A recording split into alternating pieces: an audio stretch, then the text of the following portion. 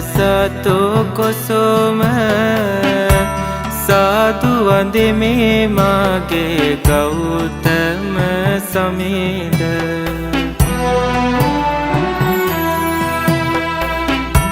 සසර ගමන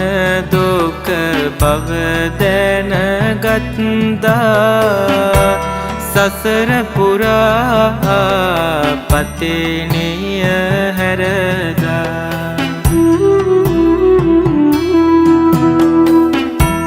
අතිර භවයේ සැනසුම් සුව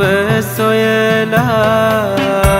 සමිඳු නිත්මුණා ඇසල පෝ